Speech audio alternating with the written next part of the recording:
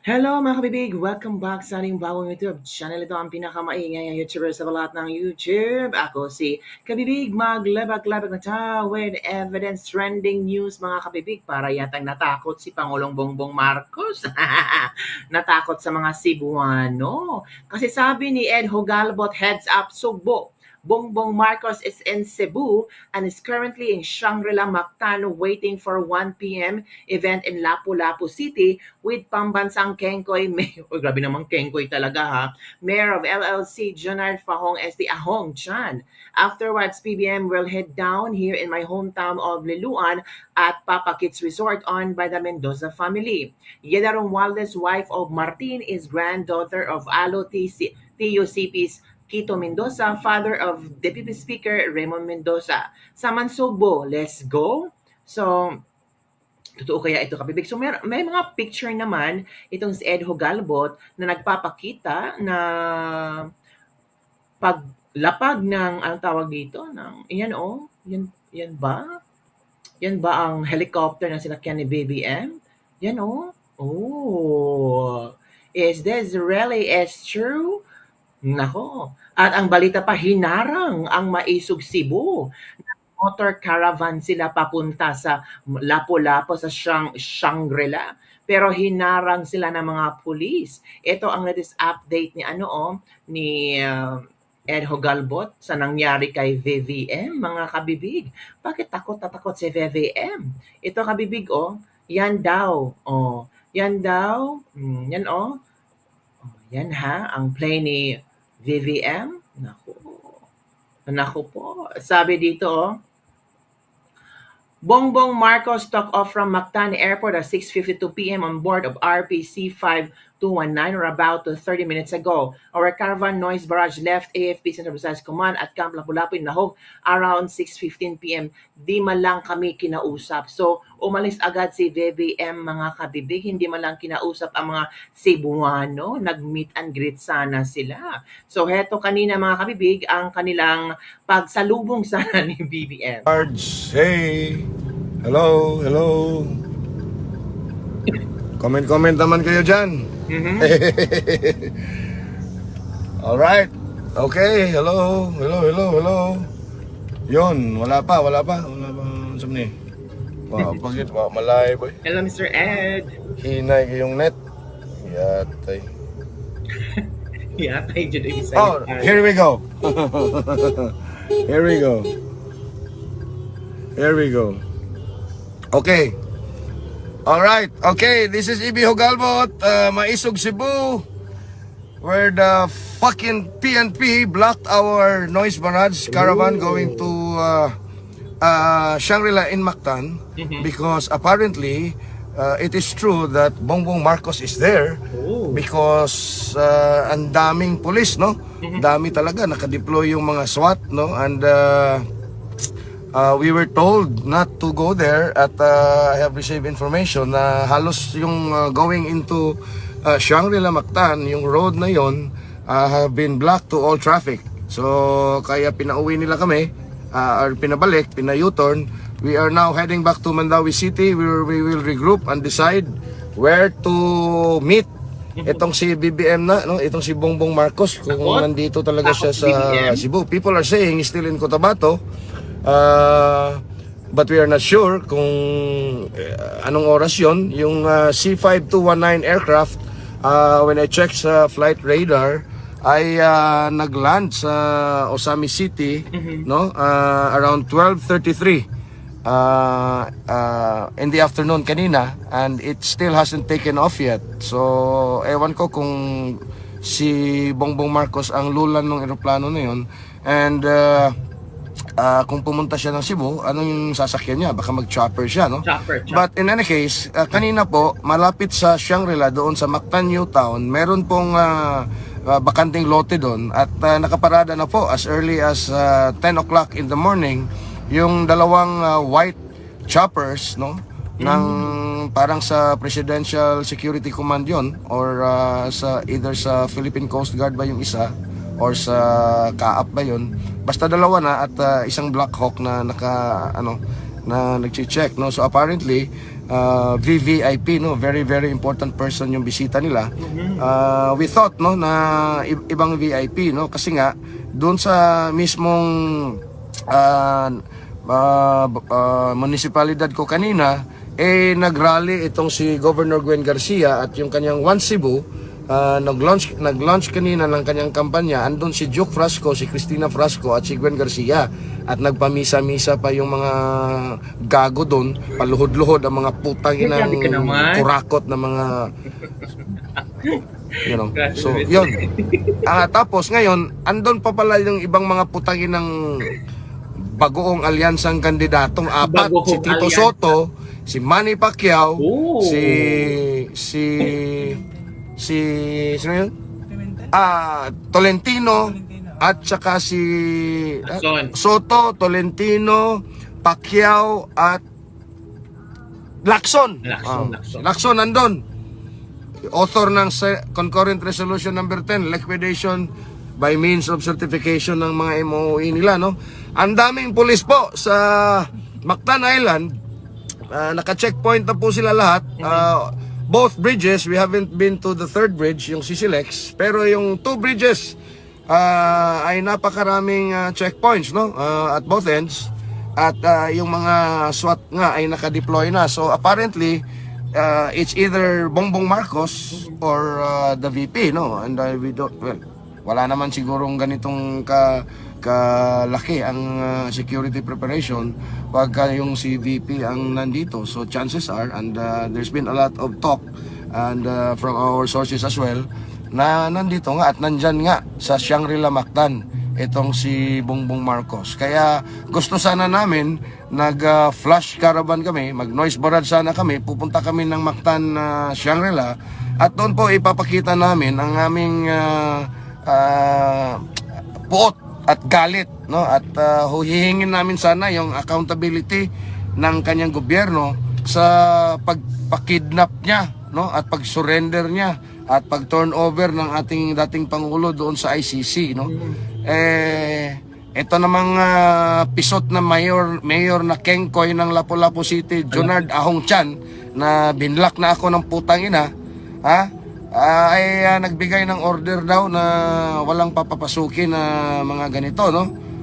Although we announced it, kasi nga pag hindi man nag-announce walang makakasama, so nag-announce kami at we haven't decided until the last minute kung saan kami pupunta. And around 1:45 meron kaming na-receive na information na yun na nga, nandun nga sa Shangri-La itong bangag. Kaya minabuti namin na pupunta na sana doon.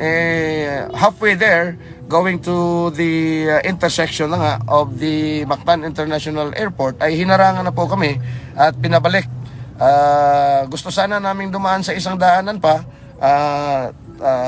Iikot kami kasi may isang daan naman, circumferential road ng Mactan, para doon kami dadaan, no? At baka makapunta pa kami ng Shangri-La. Pagdating doon sa intersection again ng First Mactan Bridge, inarangan na naman kami ng mga pulis. At well, hindi naman pwersahan, but they negotiated for us to go back to Mandaue. So we made a right turn and headed down to Mandaue via the First Mactan Bridge, no. We are not that many, considering that it's a work week and tirik yung araw, noon time. So siguro we're just about, like, pilata ka cars, 1, 2, 3, 4, 5, 6, siguro about 30, about 30 four-wheeled vehicles and about siguro nasa 30 din, mga 30 or so motorcycles or 40 ba. Pero ang dami nagme-message na kung saan daw yung ruta namin at they will be joining sa route, no.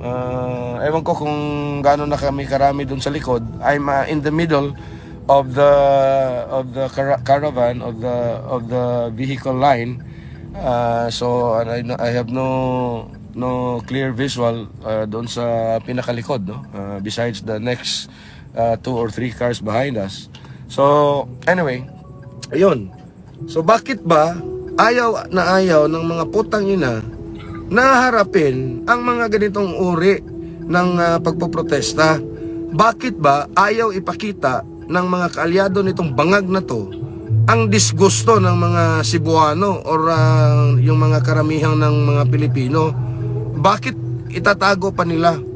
This is, kung ikaw ay matinong leader, you should welcome it. You should welcome all criticism, all protests. Si Pangulong Duterte nga, lumalabas pa yan at nakipag-dialogue, nakipag-usap pa doon sa mga nagpuprotesta, if I remember it right. Ito namang si Bangag, very sheltered, no? Yung mga tao na nakapaligid sa kanya ay ang sinasabi lang the things that Bongbong Marcos wants to hear, and apparently those things are just mere sugar-coated reports, no, of what is really happening to the country. Correct. So again, no, Bongbong we Marcos. will be regrouping somewhere in Mandaue, and we will be talking to our people kung talaga bang pupunta. Kasi ang balita kanina ay pupunta doon sa amin sa Liloan, itong bangag na to, at doon ata sa parang resort, no, ng mga Mendoza. Itong mga Mendoza, mga kababayan, if you don't remember or if you haven't had a chance to dig up itong history ng mga Mendoza. Itong mga Mendoza, ang patriarko nito, ang patriarch nito, they are from Liloan, in my hometown, where Duke Frasco is also from the same place. Sila po, si Demokrito Quito Mendoza, siya po yung founder ng ALO, no, Associated Labor Unions, no, one of the tough guys in the trade union sector. Tulad ni na, sino ba yun sa Amerika, yung US Steel Union Workers, kumbaga, no? And he made his fortune doon sa pagiging labor leader. At meron silang resort doon, and they are one of the staunchest Marcos allies, no, and loyalists dito sa Cebu, no, itong mga Mendoza. It's probably why itong si Raymond Democrito Mendoza, yung bunsong anak ng Quito Mendoza, ay deputy speaker na rin kasi party list representative siya ng TUCP. Deputy Speaker, no, along with Duke Frasco. Kaya sinasabi ko, of all the 9 Deputy Speakers of the House of Representatives, no, 2 po ang galing sa aking hometown in Liloan. Biro nyo, out of the 9, 2 yung Deputy Speakers, Duke Frasco and Democrito Mendoza, Raymond Mendoza. Ganyan sila ka-powerful, ganyan sila ka-connected, no. So, and we all know na itong pamangkin nga ni Raymond Mendoza na si Yeda Kettlestedt Romualdez ay apo ni Quito Mendoza. Anak siya ng nakakatandang kapatid na babae ni Raymond Mendoza, no? Na married, I think, to a German. And Yeda was at one point Miss Cebu Tourism ata. I think I'm older by 2 years nitong si Yeda, na asawa ni Martin Romualdez. So they have the pedigree and they have the what do you call that? They have the connection, no, to the Marcos. Kaya I will not be surprised na magpunta si BBM doon sa kanilang property. Pwede naman. At incidentally, during the funeral of Quito Mendoza, actually nag-chopper yung si Pinoy noon, former President Noynoy Aquino. Nag-chopper po siya to the Papa Kits Resort of the Mendozas, kasi yung funeral ni Mendoza andyan lang, no, yung nilibing siya dyan sa loob mismo ng kanilang property dyan sa Liloan, at hindi sa sementeryo, no. So akala ko ay talagang pupunta doon, and then we received some information na andun nga sa Shangri-La at may affair daw at may event daw doon itong si Jonard Pahong Chan, no, yung mayor ng Lapu-Lapu City. Ay may ano daw doon, may event daw doon. So baka siguro yun ang pupuntahan ni Bongbong Marcos siguro, at ayaw na rin sigurong lumabas. Pag lumabas man yan, baka mag-chopper yan either to Liloan or to some other place, kasi si Gwen Garcia ay sabi ko kanina ay opening salvo na dito kanina. They ended up at around 12 noon at they're heading back, or they're heading to the north of Cebu, doon sa Carmen ata sila ngayon. So we don't know, no. We will be parking our vehicle somewhere and probably meet and listen to what our people from the inside tells us. And from there we will make our way kung saan kami pupunta. Because mamayang alas 7 ng gabi, yung ating mga maisog riders, yung mga riders, no, yung mga different clubs, no, 68 Wow, galing ng maisog Cebu, motorcycle riding clubs will be having a prayer rally doon sa Plaza Independencia at 7 p.m. So baka pupunta na rin tayo doon at to join them kasi itong riders natin talagang every time may mga maisog events, one call away lang talaga sila, thousands of them, no? Wow. So nag-organisa sila ng prayer rally, Congrats, Maisog dadaluhin din Cebu. natin yan Mga mamaya. riders natin dyan. And if you are Cebuano watching this live now, you can actually wear green, no? Pag wala kang green, siguro black. So, yun po mga kabibig ang latest na pangyayari sa Cebu. Hindi natin alam kung ano na ang mga latest updates, kung talagang nakapunta si Pangulong Bongbong Marcos or iniwasan ni Pangulong Bongbong Marcos ang mga maisog Cebuanos na gusto lang ng mga maisog na harapin sila ni Pangulong Bongbong Marcos, makipag-dialogo, makipag-usap. Katulad ni Pangulong Duterte noon na may mga nagrarally, pupuntahan pa ni Pangulong Duterte, kakausapin kung ano bang mga problema ninyo, ano bang pwede natin mabigay na solusyon. So yun lang po kabibig. I'm very happy, nakita ko ang mga maisog Cebuanos na talagang pag nang nalaman nila na darating si Pangulong Duterte, Bongbong Marcos, talagang they group together at gusto nilang puntahan si Pangulong Bongbong Marcos, 'di ba? Pero blinak lang sila ng mga pulis. So it means kung na-block sila, it means a very, very important person ang bisita. Diba? Yun lang po mga kabibig. Don't forget to like, subscribe, and share this video. Bye everyone. See you next time.